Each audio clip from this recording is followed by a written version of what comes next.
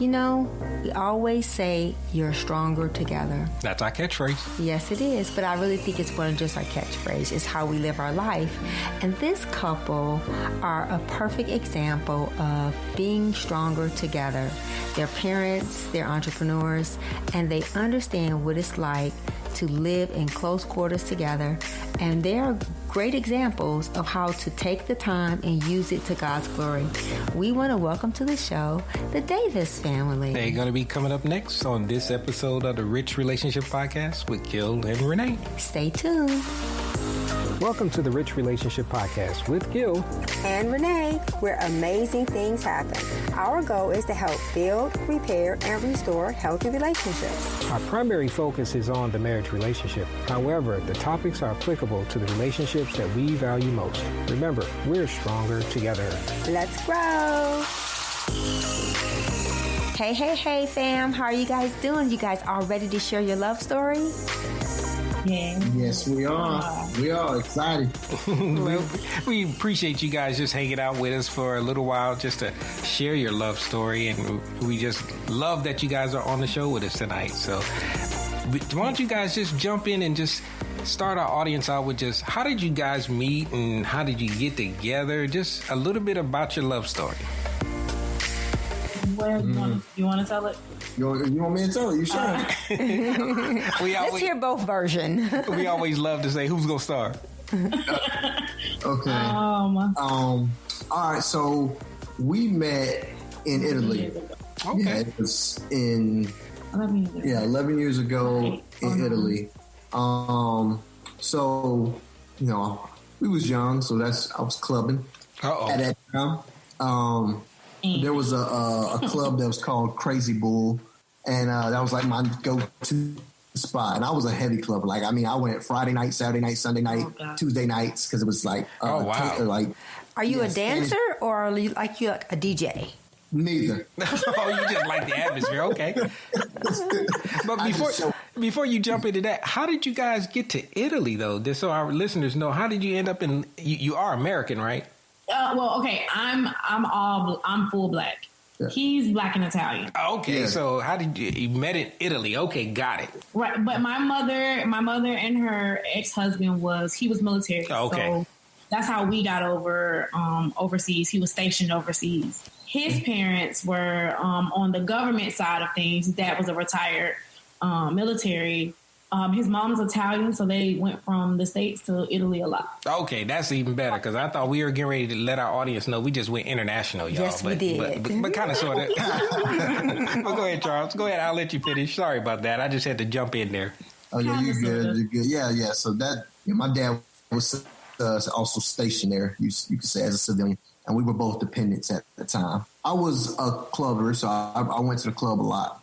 And there was that one night you happened to be there. Yeah. Well, actually, what happened was we had already graduated high school, and my mom was a little strict. So, like, honestly and truthfully, we lied to go out. Me and my best friend. Tisk. It's okay. Tell the truth, girl. Tell the truth. Yeah, it's okay. Like, I mean, it's the truth. But like, we lied to go out. But I was I guess you say I was more of the designated person because in Italy you could drink as long as you can see over the bar. Wow. Yeah. So really, that's for real. For real. That's real. Like my brother was 13 at the time, and he could drink. Oh wow. So we had went out, but we had went out with some friends, and the friends that we had went out with were younger than me and my best friend. So I was like, don't want to drink tonight. I'm not going to try it tonight. So I was out with my friends, and then we got to the club. Now, mind you, this is my first time going to the club. So I guess the most I enjoyed it was with him because he ended up coming and dancing with me. Yeah. Oh, heck yeah. He's a veteran. I was a regular. Yeah, he was a regular. So the night went on until like we needed a ride back. And one of my close friends that was like that was in the same unit as my stepfather at the time, he was like, oh yeah, I'll get us a ride. Overseas, that's a normal thing. That's normal. That's how close knit it is. Right. So that was a normal thing. And so I was like, okay, cool. Like, I trust you. That's fine. Come to find out, it was Charles. Oh, really? That's cool. Come to find out, it was Charles. But right before it was Charles was also the guy that was being taken out of the club. Well, brought back in the club because he was trying to not pay for drink. He was a regular, so. Let me back up real quick. Let me explain that situation. Okay. I don't want to go out like that. So when you go to the club in Crazy Bull, right, they give you, like, unlike like regular bars and clubs, you just go and you just open a tab and pay for your drink. Overseas, or at least in Italy, they give you this little like tab card that they stamp out, and you just hand them the card. They click it with like a little stamp, and then they give you your drink. And you pay. And then you pay when you walk out. You give them the ticket. They scan the ticket, and then boom, you get your charge. Okay. Well, if you lose that ticket, they charge you as if every stamp was clicked. Oh wow. Yeah, and that's like 300 euros, which was about $400. About almost $400. Oh my gosh! Wow. Yeah, so he didn't want to pay that $400. Yeah, I did not want to pay that $400 because I knew I didn't have $400 worth of drinks. So I tried the non. You could say just say it. The bad way. I tried to run away. I tried to take. You didn't make the story better, babe. But that's okay. It didn't work out. So okay. The bouncer caught me. He brought me back in. And me and my best friend, we were laughing. We was like, ha, ha, ha. Look at that guy trying to sneak out. And then that was when the guy came back and was like, oh, yeah, that's our ride. And I'm like, oh boy. So what did that make you think, okay? What did that make you think about? Okay, so at the time, I thought it was funny. And I was like, okay, he's cute, but he's a dork. And as we're walking out the door, I'm like, okay, I'm just going to make light of the situation, pretend like I did. Because I didn't say anything about him getting, brought back in or anything. So I'm making light of the situation, and I'm like, okay, hey, can you come pick us up in the morning? Because I told y'all we had snuck out. Right. Well, we didn't sneak out, but we lied about where we were going. So we were off, and we were off base, and we needed a ride back. Mm-hmm. So I was like trying to be nice, and I was talking to him, and I had my phone, but I didn't have a charger. So I was like, can you come pick us up and take us back on base in the morning? He was like, yeah, I got you. Cool. I got to go to work at 10 o'clock in the morning anyways. So I was like, cool. Mind you, we left at 2, 3 in the morning. So he never answered my call. I called and called and called and called until my phone died. Me and my best friend walked back to base in the rain. Oh, no. So when he finally got up, he saw the messages. He was just like, hey, I'm sorry. I want to go out. Hey, I'm sorry. I want to take you out. And at first I was a little reluctant because I was like, you made me walk. The one night I decided, because my mom was very religious. So wearing shorts and stuff, too short wasn't it. But it was the one night that I had wore shorts and a halter. And I was like, oh yeah, I felt naked already. And I was already rained on. Oh, so I was like, no, I don't want to talk to you. I don't want you to take me anywhere. But I ended up giving in. Yeah, she ended up giving in after a couple tries. So Charles, when did you guys actually start thinking about making it more permanent? What was the transition like? I know this is the initial meeting, but what was it that made you take more interest? Okay. Well, we started hanging out. So, and we really became, we was friends first, really. Mm-hmm. For sure. We got together and we realized once we was able to just go on walks, go get some ice cream, and talk. Just sit in the car and just have conversation. That's what kind of got the ball rolling to make us okay, yeah, this is where I want. This is something. This is where we want to be at. Even though I started on the wrong foot, I think I finished strong. Pretty strong. So how long did you guys date before you actually proposed? I want to say a year. You proposed to me a year before. So just to be honest, backtrack a little bit, we got pregnant extremely early. Okay. So as we were becoming friends, we were also pregnant. Okay. A lot of stuff transpired before the proposal came. Wow. So that accelerated things.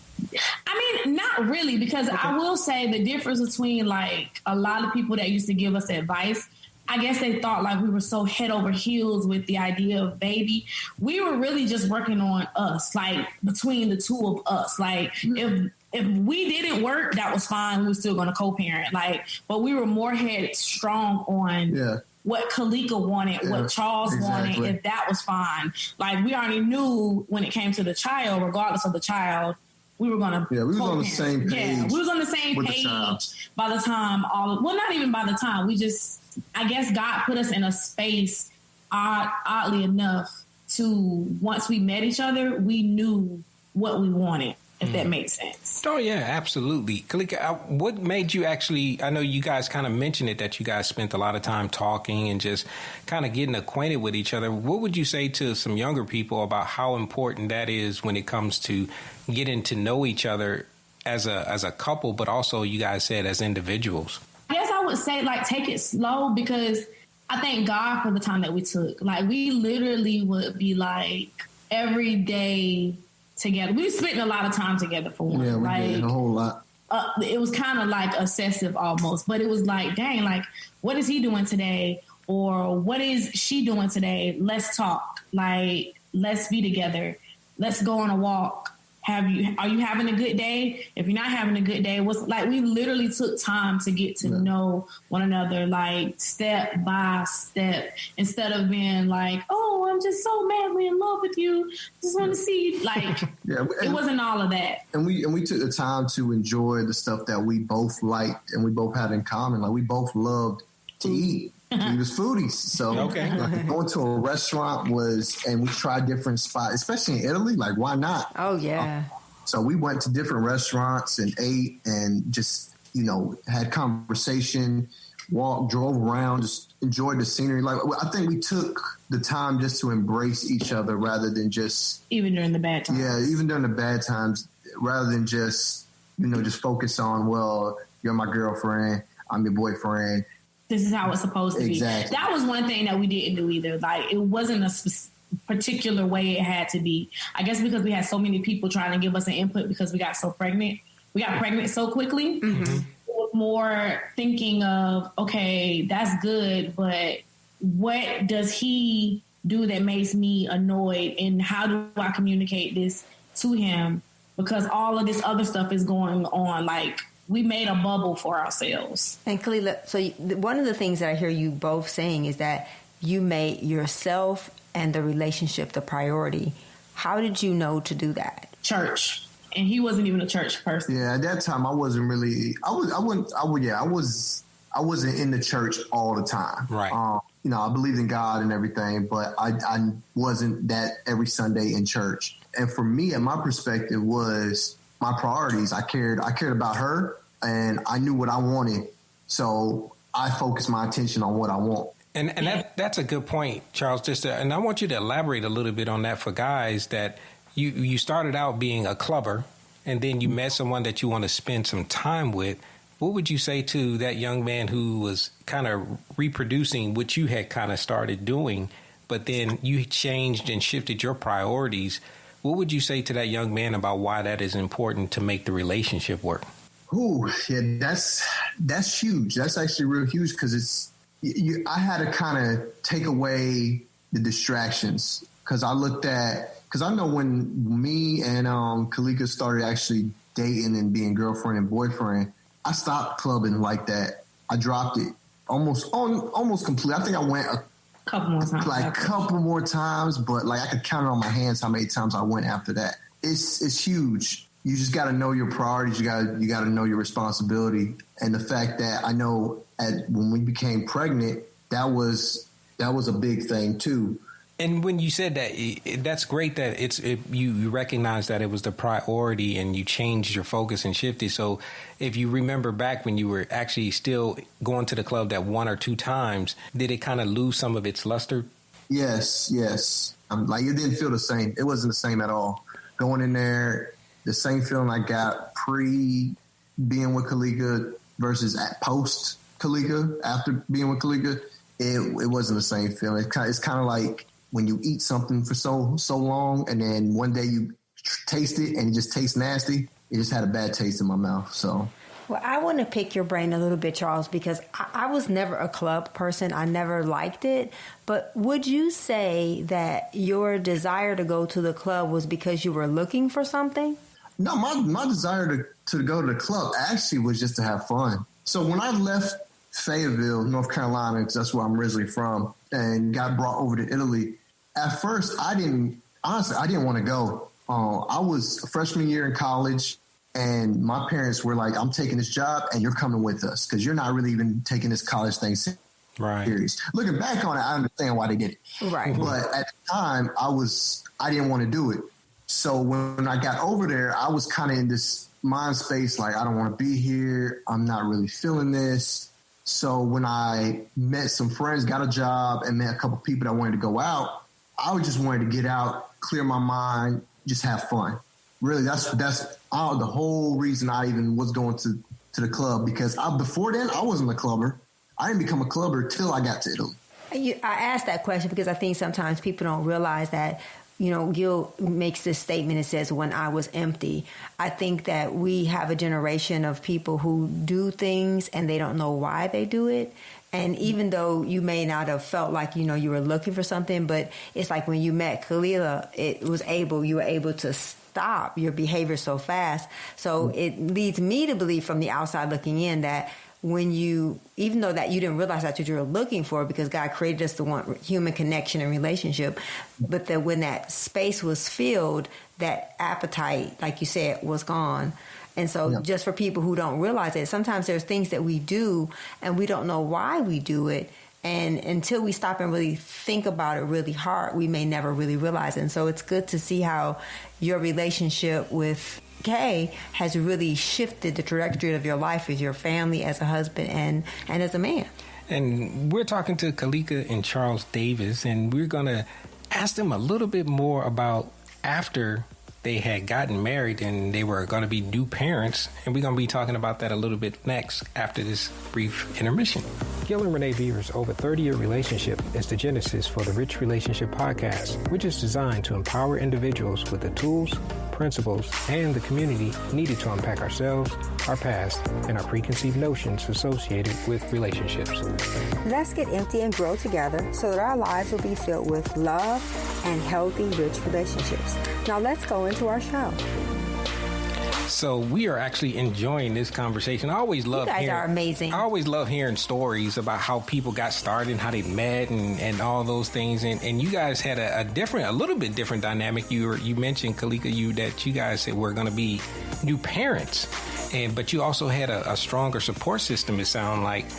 And you said something before, Charles was talking a little bit beyond that last break about you had a lot of other conversations that were happening, a lot of people giving you advice and things like that. How did you guys started separating from the distant support and identifying how you and Charles wanted to be as parents and growing up? Because you mentioned co-parenting, and that's something that I think a lot of people don't think about. What were some of the things that you guys were kind of challenged with or thinking about during that time of pregnancy? I think a lot of it derived from our past, but even individually from our past, but mostly it came from our parents. Our parents were not seeing eye to eye at all when it came to each other, nor when it came eye to like either one of us. So we had to think like, okay, it kind of forced us into that predicament of what Kaleka want, what Charles want, not what my mom want, not what his mom want, not what his dad want, not what they got going on, not what Kaleka friends want, not what Charles friends want, but what Kaleka and Charles want to do, even past the argument. Because we argued a lot in the beginning of our relationship, but I probably would say we argued the most in the beginning of our relationship. But even through those arguments, we always realized at the end that we were able to clear up anything that was said versus talking to someone else and then getting their input in it. It always started more issues. But once we came together and we actually talked it out or argued it out, honestly, because that's how we did it in the beginning. We argued everything out. I don't know why I would never tell anybody to do that all the time, but we argued everything out. I think low-key you just like to argue sometimes. I think I did at that time. At that time, I think I did. And it kind of forced us to think more deeper between the two of us, because by the time he decided to go off into the military, we were pregnant with our second child, and we were not married yet still. Mm-hmm. And when that happened, it forced me to be like, okay, when he get back, I don't want to be the same woman or girl he met, because I know he's gonna grow up, and I'm gonna have to grow up, and I'm going to have to not just want everything my way. I want things our way, so that we can both, I guess you'd say, see eye to eye. Charles, when you saw her again, did you see the difference in her? Yes, I saw a major difference in her. And of course, it was a growing process too, because when I saw her again, it was like 7-8 months later. 7-8 months later. And we was going to Korea for our first duty station. So when we got back together, I could tell definitely the growth that she undertaken. You know, one of the things that we always talk about with couples is in the beginning, sometimes we don't have the best examples. I know Renee and I both didn't have a traditional mom and dad at home to display things and show things, and as far as how you should handle things. And you guys sound like you kind of adapted to your situation, even though you guys had parents there with you, but you recognize that you didn't want to do it the same way. How important would you say it is to, Kaleka, if you can answer that, start out, and Charles, you can piggyback on it, for a couple that is just starting out when they have other voices in the mix of their relationship, to actually give them that advice that they want to accept and assimilate into their relationship? What would you say to those people about how important it is for you and Charles to be on the same page? It's very important, because I guess something that I've learned over the years is when we got married, it was becoming one. And it's very hard to become one if you're not willing to work together. Like, you have to be a team player, which means I got to care about your feelings, you got to care about my feelings, and we have to figure out how we're going to care about each other's feelings together and work through it together. We were definitely forced in the beginning, only because of the fact that we started out as friends, so we was forced to care about each other's feelings and be more considerate and be more mindful. So this is what I'm going to allow. This is what I'm not going to allow. This is what you're going to allow. This is not what I'm going to allow. Now let's figure out how we can map it out. It's very important to be on one accord in a relationship, because anybody can come in and mess that up. Anybody. Yeah. And you don't want that. Being on one accord for us has always been spiritual. Like, every time we lose our connection with God, we lose our connection together. Mm-hmm. It never fails. That's why I said, like, if you go back to the beginning of us, it was always the church. Like, we didn't always want to be there, but like, God always saw our heart. So because he saw our heart, we was able to see each other's heart. Yeah, I would agree with that. When we did incorporate God in our relationship, it's like things just were so much smoother, and we were just always on the same page. So would you say, looking back on it, do you think that, because I think sometimes, like for us, we're Christian parents. We didn't grow up in a Christian home, and we've tried to model Christ-like behavior. Do you think, looking back on it, that some of the things that your parents were trying to share with you had validity, or was it from a good place, or do you look back on it and say, there's things I should have listened to, or where are you guys at with that? How's your relationship with your parents now? Our relationship with our parents are great now, but to be honest, I would say we emulated what we thought was the best way to put it. I think is we were rebellious a lot. Like, I feel like we were so rebellious against our own parents that we were gonna try to make this work because we knew it was right. I was always in the church. Like I said, he wasn't in the church, but I was always in the church. So I would pray like all the time. I have a journal now that, like, we was reading the other day. I read some of it I want to say like a week ago, maybe even a month ago, we was reading in my journal. Oh, yeah. And it was like, I used to pray about like, if it's for me to be with him, Lord, don't let me be with him just because I got a child with him. Because, you know, my background, just because I had a child with him, you're going to get married to him, or you're going to put him on child support. That was the only options based off of my background. So I would always say, well, just because I have a child, I don't want to get married, but I do want you to guide the relationship. And my mom would always tell me to pray about it, even though she didn't believe that we were going to be together a long period of time. She definitely was like, pray about it. So some of her stuff, I will definitely say, yes, it helped me a lot in our relationship. How about you, Charles? What was that like for you as far as similar question with your parents and the influences that they played on you? My parents were biased. They were always on my side for the most part. They meant well. They really did. They meant well in a lot of stuff they did. But I got the feel like, looking back at it now, I was blind to it then.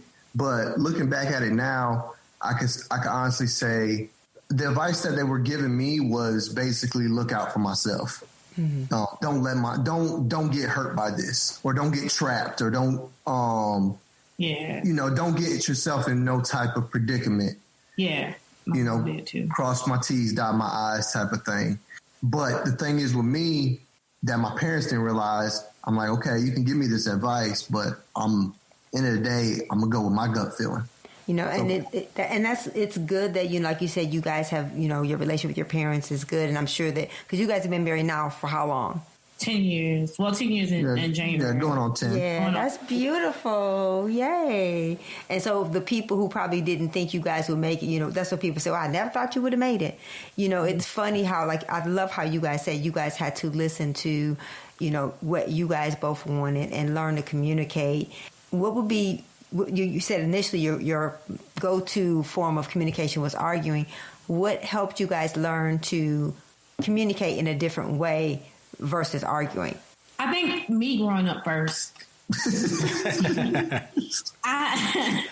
to be honest, I feel like me growing up first, because he'll tell you all the time he think I just wanted to argue back then, and I can't detest it right now because I don't know for sure, because I done grew. I know for sure. But I will say I did always want to be right. I was so used to always being right that when we argued, I would always argue why I was right. So anything after that was just wrong. Now I'm more open to being like, okay, I'm not always, well, even if I am right, it does not matter that I'm right because of the simple fact that it matters. He might also be right. It's not crazy that we're both right. We could both be right. We can agree to disagree. There's nothing wrong with that. Or understanding that maybe I am wrong. And the way I handled it was not the right way to handle it, because one of us had to grow. And if one of us didn't grow, then I don't think we would have really made it. Because once I grew, he grew as well, but we didn't know that we had grown until we got back together. Well, I'm not trying to start an argument now, but Charles, do you agree with all that? I agree with it. She grew, when it came to the argument phase, she definitely took the high road before I did. Yeah. I was more still kind of on that. Well, not kind of. I was on that thing like, well, I'm right. Let me show you why I'm right. And then you tell me I'm wrong. Nah, I'm not wrong. I'm not wrong. I wouldn't say never. I think that's taking too far. But I'm just kidding. But I would say to me, it really did take her. I give her all the credit for that, because it really took her to take the high road. And then I started realizing okay, she's always taking the high road. I can't always just take the low road every single time. I got to go up high. She go up high. I got to go up high. Right. That's good. Make each other better. Yeah, exactly. We really did. Not to say in the beginning it was, I know we said hey, we had to take it our way, but the arguments that we had in the beginning were necessary. We literally both had big egos. Mm. We both always wanted to be right. We both would, when I say we butt heads, y'all, we butt heads. We when we were arguing, but when we were good, we were good. So it was a lot that we had to grow on for each other. And definitely. Then like once I was like, oh, he's growing. I can't stay here. Like he was saying, like, oh, I can't stay here. You're getting higher. I can't stay low because that's not going to help. And I'm not going to be able to understand you when you grow. Like, you know what I'm saying? So that was something that like we pushed each other to do. And that's interesting because as you guys sound like you grew at the same time you were growing together, which is a great thing to do. And a lot of couples don't get that opportunity. One of the things we always like to ask as we come into near the end of our episode is now looking back on it, you guys, you just said you get ready to hit the 10-year mark. What advice would you give your younger self based on what you know now? And I'll start with Kaleka. You can answer that first. And then Charles, you answer it. Younger me. That's a good one. I give advice to younger me? What you gonna say to younger Kaleka? Or Charles, you can jump in there while she's pondering it. Oh man! Look at y'all. The first advice I would give myself is stick with your gut, your first instinct, because at that time I tend to second guess myself a lot on just daily decisions, just decisions with how I should respond for certain things, just for life. And looking back on it now, I think I would tell my younger self, just, hey, go with your first instinct, because usually like the first instinct later on down the line, I see, well, that was the best. That was the thing I originally wanted to do. I just didn't act on it. For me, younger me, thinking on younger me. That rain soaked girl coming from the club. Be more open. Be way more open than what I was, because I was very closed off. Yeah, be more open. My when we first started, the biggest issue was I didn't want to open up. So opening up with him, I feel like at least a little bit more earlier would have like lessened some of the blows that happened as time went on. That's beautiful. I think that's what it would be. That's beautiful. It would definitely be that. Be open and follow your gut. So I have a question I want to ask. Yay. Something that right now with everybody being confined to home, what is something you would recommend couples do together that helps them to have fun? Right now, board games. Wonderful. Yeah. Is that y'all thing? Yeah. Say that again. Is that y'all thing, the board games? Yes. And I guess that was like more too specific to just us. Maybe for others, find something that you both like, right, and take time out and do it. Yeah. But it's good that's yours. It's good that you share what you do, because some people may not have an idea. So a board game, they may have never thought of doing that. So that's good you share what you guys do.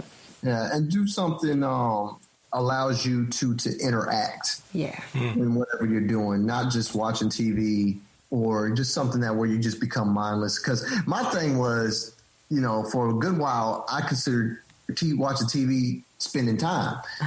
Right. And Kaleka, she'll look at me like, watching TV ain't no spend time.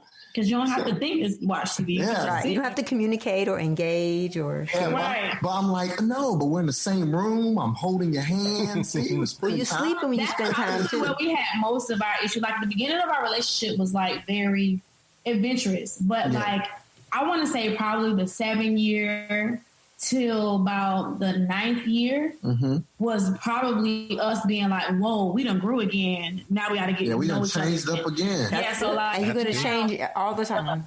We like taking walks. We like taking walks. Just simple things. Doesn't have to be anything like crazy. We have a park up the street. Yeah, and just talk. I mean, conversation is never a bad thing. It never gets old. Always converse. Yeah, it never goes out of style. Nope, it doesn't. So I know you guys, we talked a little bit before the episode, and you guys, we've done seen y'all out on the YouTube and doing your podcast a little bit. What are you guys doing now? So if some of the couples want to reach out to you guys and see what the Davises are doing, how can they reach out to you guys and tell us a little bit about what you guys got going on? Well, we have a Davis thing on Instagram, Facebook, and Twitter.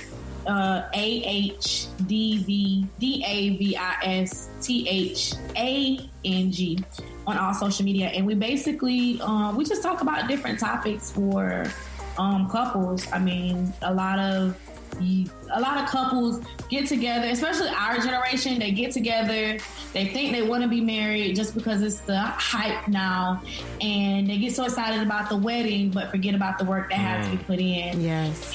And we really talk about those things before the marriage and while the beginning of the marriage, because a lot of people don't get that. And I also, like I was saying before, like we have hit that mark where we are hitting 10 years. So we understand that 7-year change that happens as well. So we talk about that. So you can always catch us on Facebook, because we do a lot of Facebook Lives, and we have a podcast. Well, that is wonderful. Also a Davis thing on all major platforms. That's awesome. Well, we really appreciate you guys just spending some time with us and sharing some of your sharing stories. for the millennials. So all the shout out to all the millennials. Yay. Y'all were represented. I hope we represented y'all well. You did. Thanks, you guys. Thanks again. All right. Right. Thank you. Thank you for having us. Thank you, guys. Remember, we are stronger together. Let's grow. Thank you for listening. Thank you for your investment in time. Remember to subscribe to the show and hit the notification icon to be notified when new episodes are posted on the podcast platform that you're listening from. Or you can always find us on our website at richrelationshipsus.com or our YouTube channel, Rich Relationships with Gil and Renee.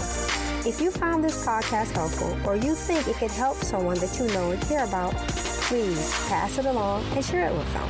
And also, you can always send your questions and comments to richrelationships.us@gmail.com. This is a weekly podcast, and the new episodes are going to be posted on Monday by 7 p.m. Central Standard Time. Remember, we're stronger together. Let's grow.